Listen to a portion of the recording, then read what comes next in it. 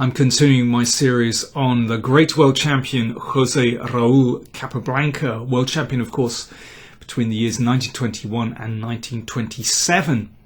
The game I'd like to look at now was played in 1929 in England, and Capablanca has black against William Winter, who at that time was emerging as one of the best players in England. So, fairly young player. And this perhaps isn't the most well-known game, but it shows, I think, how Capablanca gained the reputation of playing in this most mysterious way, so that somehow he was able to judge positions far better than his opponents. Capablanca is playing the Nimzo Indian, named after Aaron Nimzowitsch. So that's instead of playing his normal classical Queen's Gambit. So he did take on some of the new ideas of the so-called hyper-modern movement. And we have a very standard position. This is well known in today's chess as well. So there's pressure on c3, and after queen c2, defending c3 knight, then f5. Now here Capablanca makes, for me, what is a very surprising decision. The standard move here is simply to take on c3. So now the knight is very well supported by the bishop and the pawn, and that bishop on b7 of course perhaps has possibilities to attack on the king side. You never know, a rook might even swing into the game, and the black queen as well. This is a well-known position. In fact, Alekhine had played this already in 1920 and won a game. So, this was not an unknown position. But Capablanca plays in a completely different way. I find this very surprising. He took on c3 with the knight, and then gave up this bishop on b7. Now he's doing that, of course, to break up White's kingside, but there is no great attack here. In fact, no attack at all. And, well, this was at the time a completely new idea. It has been played a few times since, but hasn't really caught on, and I'm not surprised. But it's interesting to see how this completely bamboozles Winter in the game. So we continue. Queen e2. The queen switches over to the king side. I'll return to this position actually at the end of the game. But the game is now settling. So White has decided to leave this clump of pawns where they are. He's not tempted by advancing. If the d pawn advances, then it makes this bishop look a little better because the c5 square will be available. And of course, if the c pawn advances, that can be taken. So at the moment, black is sort of secure in the middle of the board, but it's absolutely not clear what black is going to do next. In the meantime, White has played the rook to the semi-open g file and now doubles there. But Kappa is absolutely rock solid on the king side, so that pawn chain very secure, and he brings his rook over from the queen side, and this is really prophylaxis against e4. Of course, once that diagonal opens, there will be pressure here, but it means the rook can always switch to g7 to protect the g pawn, and then there will be problems against the pawn with the weak pawn on f4. So now we have a very close position. Capablanca has prevented any break, but it's absolutely not clear what both sides are trying to achieve here. But Winter does find a plan. So he's shifted the queen here. I mean, he could have done that straight away, but it doesn't make that much of a difference. And now, having moved the queen, he's going to play his pawn forward and bring his bishop round into a more aggressive position. It's not doing much on d2. The question is, what is black doing in the meantime? This bishop doesn't look like it's doing much. There's no obvious pawn break for black. So, I mean, you might like to pause the video for a moment and have a little think. What would you play if you had the black pieces here? What can you target? What looks best? Can you find any plan at all? Well, let's see what Capa did. He decided to shift this knight.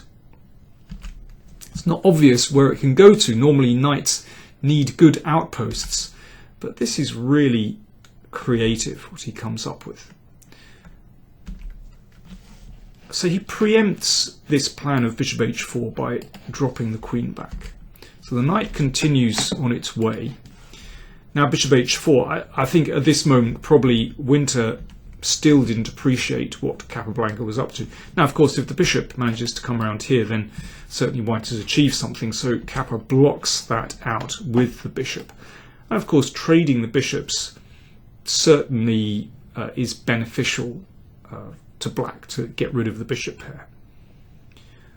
The bishop could drop back, but I dare say that Capa would play very much as in the game. But let's see. So anyway, Winter exchanged and played the queen to g3. Perhaps he has the idea of advancing the h-pawn to try and create some kind of weakness against g6. But Capablanca is now the first to strike.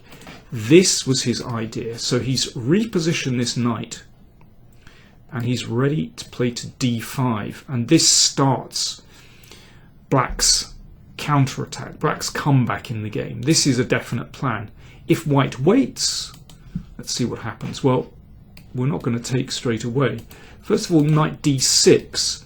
So there is more pressure mounting here. If White were to exchange, then suddenly you can see the position is really transformed. This knight stands absolutely beautifully on this d6 square, making sure that f5 is well protected, covering e4, covering c4, and now the e file is open, so Black can suddenly switch to attacking on the e file. And don't forget there's this possibility as well to play c5. So if queen e2 holding the position, then queen d7 is a nice move, perhaps with the idea of queen c6, perhaps queen a4, and suddenly there is pressure on all these pawns, and Black is still completely secure on the king side. So this is a wonderful plan that Capa has come up with. Winter tried to force the issue with e4, so he's still hopeful of building up pressure on the king side. He wants to open up this diagonal to perhaps get pressure on g6. He still has perhaps the idea to advance with h4. But after this exchange of pawns in the middle, now Black has a target, the f4 pawn. Although there's an isolated pawn here, in fact, it's very, very difficult for White to target that pawn successfully. And we should also note that although the White king looks completely secure at the moment, in fact, its pawn cover is not as good as Black's. The cover for Black's king. So let's see how this plays out. So queen d6, excellent move. You know, one might imagine knight d6 would be played here. It's also not bad. But first of all, before repositioning the knight, Capablanca targets this pawn on f4. So that relieves some of the pressure on the g6 pawn. So that frees up Black's pieces. So now the knight comes in, and again more pressure here. So the knight was protecting g6, so no danger of sacrifices, and now the rooks and the queen target the f4 pawn. So White is tied to the defense of that pawn, can't organize any pressure on the e pawn. Now the knight comes into f5. It's one of those moments where, of course, we would very much like to keep that bishop. There is still a possibility that it could, if the position opens up, do something on this diagonal, or perhaps target that e6 pawn, or perhaps some kind of have a latent threat on the pawn on g6. But with this knight floating around, this creates great insecurity for White. So for example, if the queen were just to move away, then well, first of all, let's just nudge the king here to g7. That feels very chunky and takes the king off a light square. And then c5. So with this knight on f5, more and more pressure builds on white's position. Sometimes that knight can even, supposing the king moves back to h8, come around to h5 to attack the pawn on f4. So I can understand why Winter wanted to somehow simplify the position, because that knight is very tricky. But having exchanged off bishop for knight, it also makes the position easier for black to play. Frees up those rooks. That rook on f5 can perhaps switch along the fourth rank. And of course there is now kind of naked pressure on that pawn on f4. And also don't forget that sometimes black can play g5. It's a very useful lever, and exploit the pin on the f file. That's why in this position white played king g1 to protect the rook on f2, and also of course there was a threat to check on this diagonal and take on c4. But that just shows that white's king is not the most secure in this position. Queen c6, so pressure on the pawn on c4. White defends. This is one of those very difficult positions where white has to decide, do you just sit there and wait for what's coming next, or do you try and defend actively? And it's a terrible dilemma, and this is the kind of position that Capablanca excelled in. Often one can just maneuver around very carefully, hold the position, and you often find that your opponent actually weakens his own position, and that's what happened now. So black may be threatening to play g5, and after this exchange, of course, white's king would be in trouble. Maybe. I mean, there are moves such as queen e2, and then black would have to decide again. g5 doesn't work there because g2 is now protected by the queen. But black would have a great time maneuvering here. For example, let me just show you a couple of possibilities.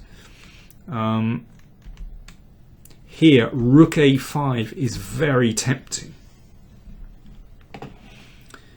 So with the idea perhaps of rook a4, perhaps rook a3, puts more pressure here, and the rook can always switch back. That's the thing, it's not an irrevocable decision to move the rook to the a file. It can always switch back to the king side as well, and c5 is possible, and g5 always in the air as well. Very unpleasant position for white, which is why Winter played the pawn to h4.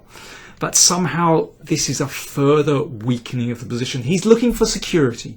He wants to prevent g5 and just rule that possibility out. But now there's something else for black to attack. So Kappa just repeats the position a couple of times and now increases the pressure. Queen d6 hits the pawn. Queen d8. Attacking the pawn on h4, and now Winter decided to take on e6 and give up that h-pawn. What happens if he defends with rook h2? Well, let's see. Still not over. Queen f6. It's a nice maneuver, hitting the pawn here, and well, after this exchange, then